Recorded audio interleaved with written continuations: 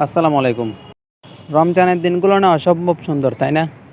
যেমন দেখেন সকালবেলা সেহরির পরে সময়টা এই ৭টা-৮টা পর্যন্ত এক একদম নীরব।